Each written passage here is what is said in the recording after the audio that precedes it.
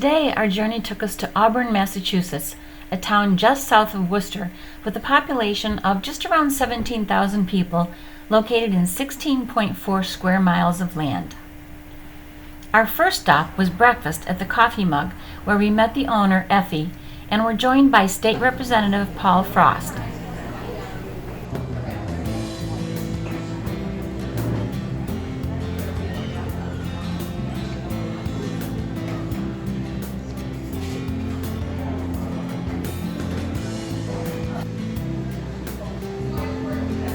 We got various, shipping groups out of here. We got different, you got, like I said, the retail, commercial as well. So it's a little mix of everything. Yeah. We went to the Auburn Historical Society Museum to talk to Sari about the town's history.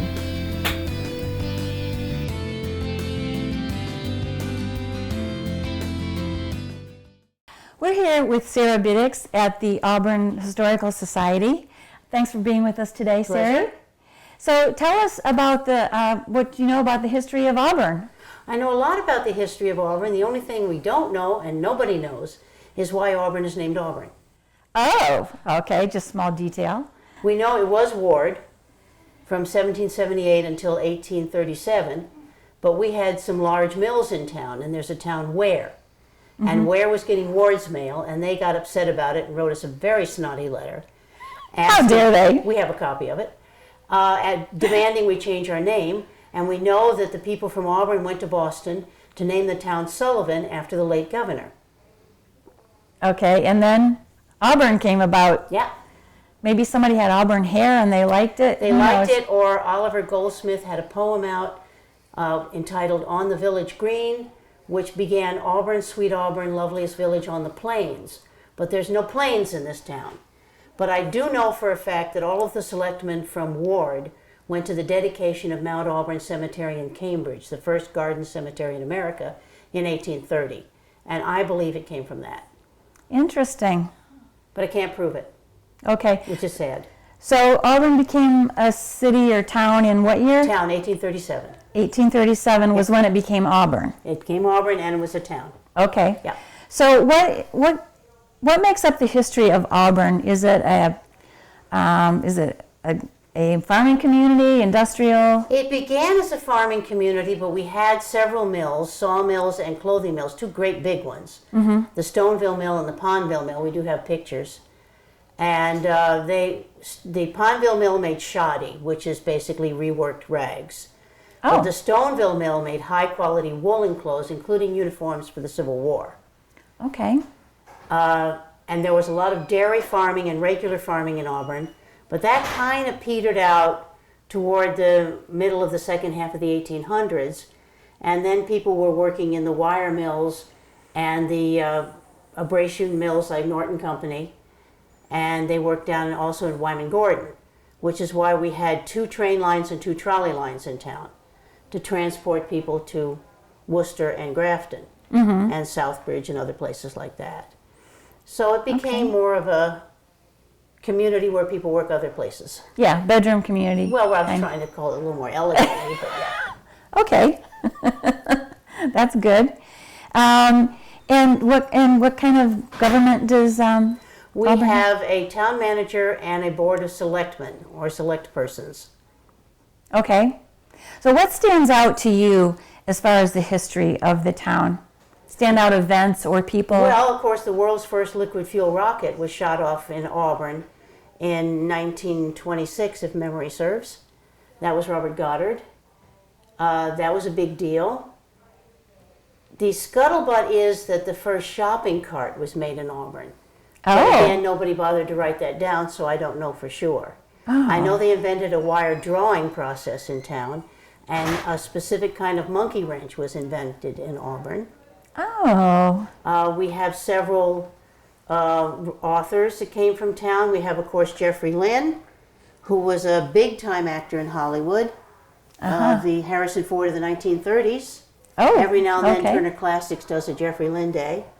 He was born and raised in Auburn. One of the chairmen of IBM came from Auburn. Okay. Number, as I say, authors, artists. So the memorabilia that you have here in the museum Right. For Auburn, what does it mostly consist of? Is there anything overriding, like Civil War things? No, or? we have, of course, our Civil War uniform from Joel Prouty. We've got a 1815 messenger bag from the Ward Militia. We have World War II undergarments. A lot of places don't have that. We have a wedding dress made out of a Japanese parachute. We have a number of Native American artifacts. We have a lot of photographs, a lot of documents. We have a lot of memorabilia here from businesses and diners, and people come in and say, oh, my husband proposed to me in that diner, or we had our wedding reception there. Things that bring back memories. How long have you lived in Auburn? I am a newcomer. I've only been here 29 years. Oh, I see. You're not a townie then. No, I'm not. Not I do my officially, best, no.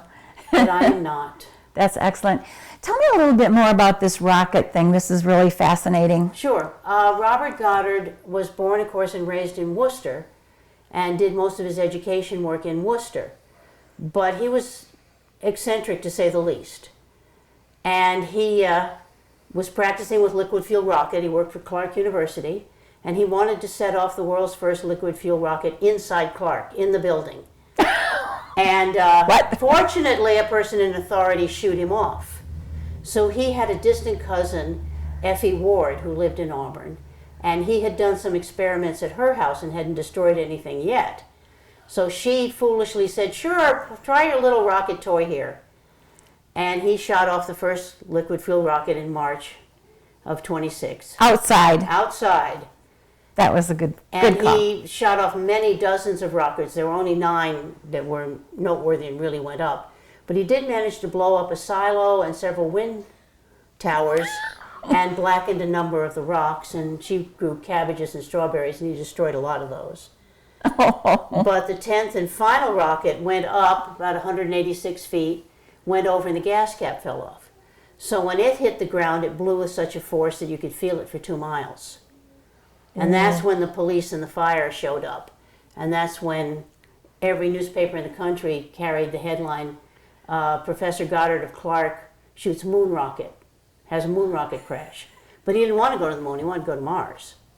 Oh. So the state fire marshal said, you're not shooting anything else off in this state. So he went to Fort Devens, which was federal land. But Fort Devens realized he couldn't aim the things. Oh. So then he researched the country, found the best place for topography, and trained to bring him supplies, and went to Roswell, New Mexico. Which begs the question of, did the aliens go to Roswell because of Goddard, or did Goddard go to Roswell because of the aliens? But he was there in the 30s, and the aliens didn't come till 47, so I think he went first and drew their attention. So he shot off most of his rockets there. But most of his rockets just exploded or fell over. But was he a pioneer in the whole rocket? He developed liquid fuel. He was it. Okay. Before Goddard, rockets only went this way. And then H.G. Wells wrote of rockets going that way. And Goddard said, yeah, they can do that. And everybody's telling him he's crazy Bob. No. Yeah. So he worked on the rockets and then died because he smoked of throat cancer in 45. And his widow, Esther, got 132 patents based on his work. So in the present day, there is nothing, no rocket, no airplane goes up without something Goddard directly invented on it. Interesting. So he was the pioneer of that. That's excellent. And we have several photographs and things on that. But he was eccentric beyond normal eccentricity. And so was his wife. So she was deemed to be no more peculiar than he was. Was that an official medical diagnosis? Yeah, that was what they wrote about her. God bless her. Excellent. So that rocket that he shot that made the big hole in the ground, Yep. where is it? Is that hole still somewhere? Or? Oh, this is the world's first liquid fuel rocket. Changed the course of all of our lives, so we built a golf course there. Oh, good call. So did they keep the hole, or is Don't it? be silly. Yeah. Okay. No. Just thought I'd ask. There's a monument there, but it's not on Maybe the site. maybe it became a sand pit or something. Nah, they may have. I don't know. But no, there's a monument there, not where he shot it, but there's a monument. At the golf course? at the golf course. Okay, we'll have to check that out. Yeah. Is there anything else that we should know about the history of Auburn? The history of Auburn is really the history of any small town in New England.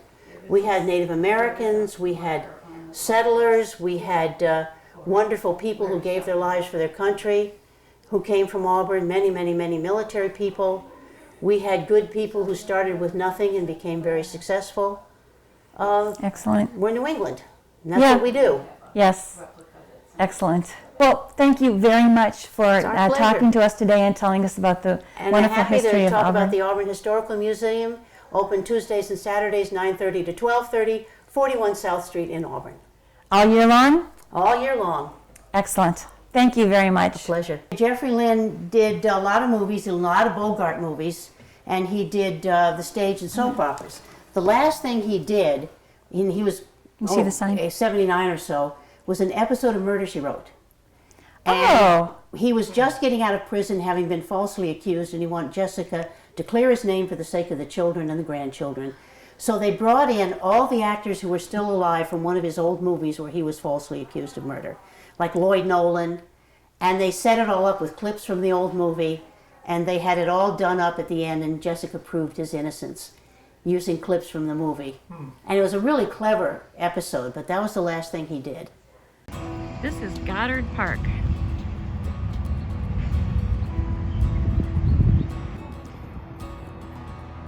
Goddard Park, the site of the first liquid propellant rocket sent up in 1926 by Dr. Robert Goddard.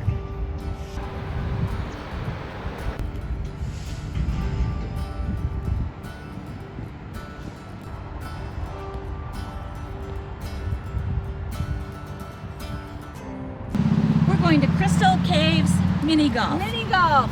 Woohoo!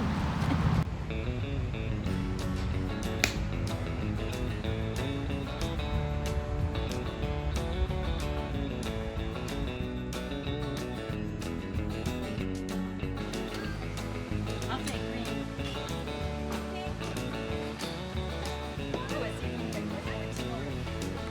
Chi-Chi's. Are you sure?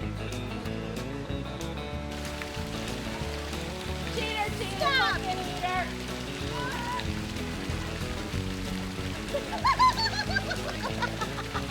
I won! Oh! Yay! 10. Go in, go in, go in, you stay! 2. Yes! 4. Oh! That was your ball.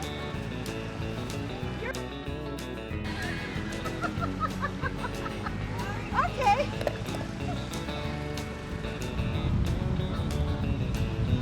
Yes! All right. 3.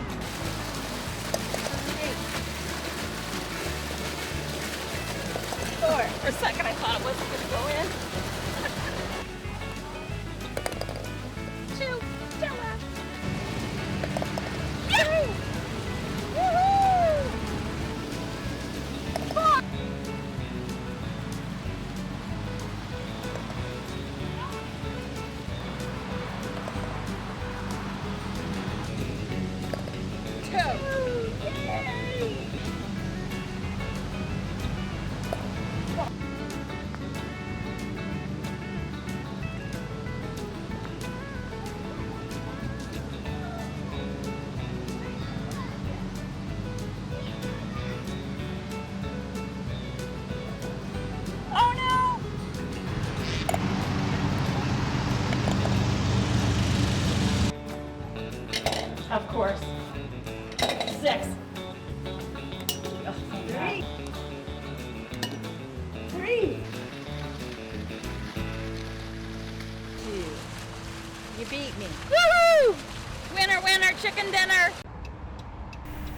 After that exciting game of miniature golf, we drove around town to see some of the town buildings, parks, and military monuments.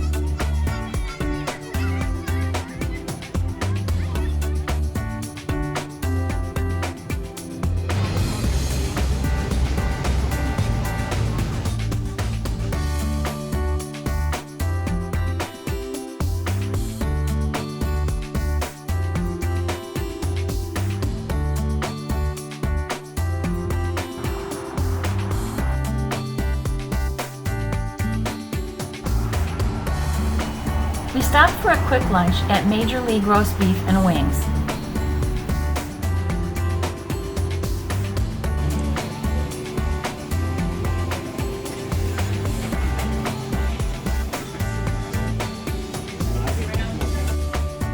How's your roast beef BLT, Debbie?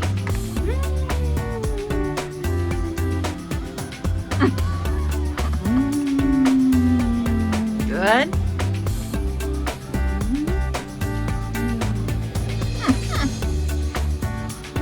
How's your salad done? I had a, what was it called? Rocket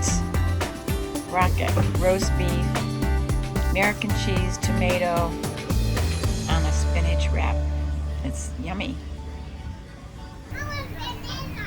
For dessert, we just had to check out Coco's Tropical Ice and talk to the owner, Donna Raposo. Hi, we're here with Donna Raposo and we're at Coco's Tropical Ice. So Donna, tell us about this wonderful place that you have here. This is our 10th season. Next year will be our 10th official year open, and we're one of the few providers where our main product line is Italian ice. We make it all here every day.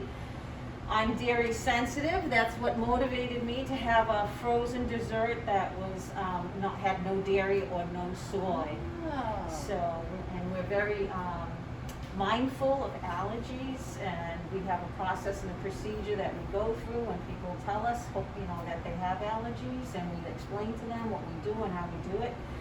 And our customers are just so amazing. They kept us going, for 10 years. Yeah. It's wonderful. Yeah, so tell us about the ices that you make. The ices, I think we have about 18 different flavors today. Oh. They range from the classic lemon, we make a chocolate Italian ice, all the way through to pina colada, mango, coconut, the tropicals, classic blue raspberry. We also sell it by the half-gallon bucket and on the weekend, so we call it a party bucket. And people tend to find that works beautiful with their favorite libations by the pool. So Nice. they do make a mix to make a frozen cocktail.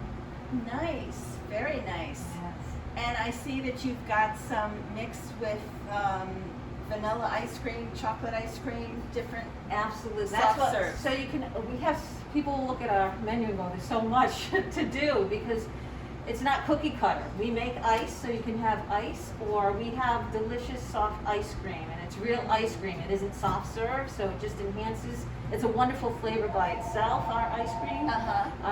But when you add it to our delicious ice creams, we call that a gelati. And that's when we layer ice with soft ice cream, ice and soft ice cream. And the combination with our ices, it just makes it such a more elegant dessert and so satisfying. Some days you just don't want all ice cream, especially Right. on hot, steamy, humid New England summer days. Right. Wet ones, which we've had a lot of in July. Yes. And just the ice or a little taste of the ice cream is just tops off any day. Wonderful, wonderful. And who did this? This is fabulous. This was pre-printed, and I with love it. Coco's Island, and Coco is our mascot, and he's a monkey, and the kids love it. The kids love the monkey, Absolutely. and we have a good time with him. We look forward to having more good times with Coco as we get through all this crazy, and it's been fun. We have birthday parties here. Nice. When we do have birthday parties, our most recent ones were slime parties. Oh, Where the kids will come and they can make slime, and they make our Italian ice with us. The birthday child selects the flavor, and they'll come in the back kitchen with me, and I teach them all about how to be an entrepreneur as far as making ice, and you have a meeting once it's done as to whether can I sell it? Is it tasty? Would you think a customer would buy it? How much do you think Right. a customer would pay for this? So we have different conversations like that Nice. instead of just all crazy and all sugar. We get them into the Nice. conversation, and then quite a few of them have come up with some great ideas for some flavors, yeah. which is fun. Just a blend. It's so much fun. Oh, I bet. The kids are a blast. I bet. I bet. So they have fun. They have a good time. Wow. Yeah. Well, thank you for taking the time to talk to us today. I'm We so really glad to appreciate it, meet you. and we're waiting to try Can't some wait for you to wonderful try it creation. out. Yay! Excellent. Thank you so much. Nice to meet you. You Thank too. you for coming. Although our visit was on a hot summer day, we decided to go back during maple sugar season and visit with Bruce and Ann at the Pure BS Maple Sugar Shack. Bruce and his neighbor Sully have a small maple sugar shack in their backyard. Our visit just happened to coincide with Massachusetts Maple Sugar Weekend. So we're going to start with the raw. Are you ladies in? We're in. And I don't think I told you the sugar content, but anybody a math whiz here?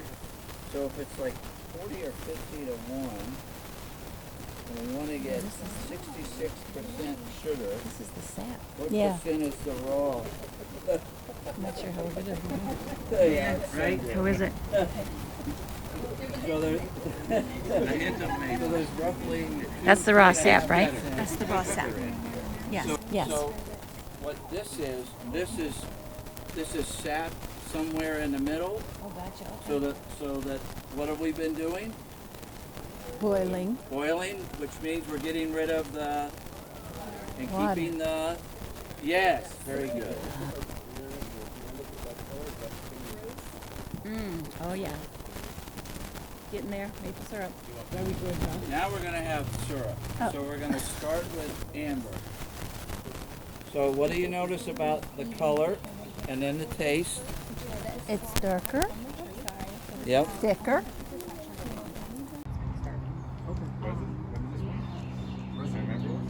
Nope, this is dark. So that's a hint. I start noticing. Bruce explained the process of boiling down the sap until it becomes the auburn-colored maple syrup that we all know and love. Continuing the process beyond the auburn syrup stage, it eventually becomes maple spread, then maple candy, then a maple sugar that can be used to sprinkle on anything. Snow pants from just accidentally touching this. So you gotta be, my insurance carrier says, please be super. Yes. Hold on to your hat. Let that fill your nostrils. Okay, I have never seen this before. Oh, really? Yes. Oh, here, come back Ever. here first then. Just watch your step, come all the way around. All right, so we have the tower in the back, Yep. which is the raw sap. Okay. So it's gonna be whatever temperature is outside. Okay. So it comes in that tube there. There's one valve over there. I can shut it off over there. I got another one over here. You can see I'm just letting it trickle in. But and you can see it's steaming, so it's still Yes. coming down hot because I'm preheating it. So it comes through these copper coils, and as the Okay. steam is going out, Yep. it's preheating the raw sap. Okay. Because the whole idea is we want to keep heat going, which is why we try to do a continuous flow. Like Sure. when we draw off, then we open these valves off. It's going to come from the back up to the front, and you just keep going. Keep going. Yeah. Yeah, a cycle. Yeah, because you Yeah. want to keep this heat going. Okay, okay. Cool. Yeah. No Yeah. hot. No, hot. Very hot. Awesome. Awesome. And then this is it in here. Yeah. And then if you see in here, we there's one at Lauren or Maria can show you there's a little one out there. I can show you guys that bit. If you can see so it's actually, are you guys listening too while I'm? Oh, I'm listening. Okay. So if you see there's like a gap, yeah, you can come up while I'm talking. Just remember it's super hot. So it's snakes. So what Yep. happens is when we're close to syrup, when we're right about 220, then we'll draw off because I can't, it's wood burning, so I can't control my heat. Really. Okay. And so we'll draw it off, and then we filter it, and then we finish it. And they're called finishing tanks. 2 tanks over there. So we do that with propane. Okay. Because you can control the heat. And then so when we open it up, and it's starting to snake out, then I'll open this valve, and in the back here, it's less syrupy, which means it's going to be lighter and thinner. So we just eyeball it, and it'll push out the thicker, darker. And when it looks like we've done enough, then we just shut the valve, we let it fill up, and then we just keep going. Awesome. Thank you so much. You're welcome. Yeah, But you really this have was to use really your good cool. instincts on this, don't you? Know what to do when. I A little guess. science too. I guess. Yeah, it's After, kind of over trial time, and error. how and, long have you been doing this? Commercially, I think this is year 8. Year 8. But Nice. we bought the house 25 years ago, and so I Okay. was messing around, and then one year I got a little bit too crazy and burned the Burned the- wallpaper and ruined the stove, and Maria put us out in the driveway with a turkey fryer, and it's like, this is no fun. So, but the whole inspiration is, back when I was a kid in Ohio, we used to camp at a place called Maple Grove, and they would tap, I'm the little boy there. Are there any trees out here that you tap? Oh yeah, these are all Norways here, and then we tap all over. So we've got about 200 taps in the neighborhood, and then we have a whole different setup up in Heath. That we have the whole tubing and everything up there. Wow. Wow. Yeah, so we just keep expanding. It's a bug. After that, we just had to make a stop at Birch Tree Cafe in Worcester. Decaf maple latte.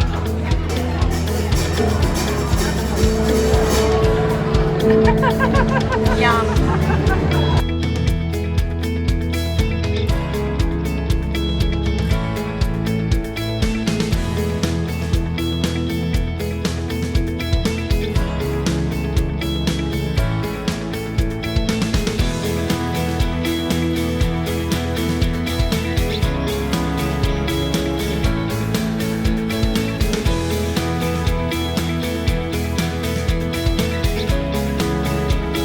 Go for it, Deb. Don't knock me out. No, I'm Louise.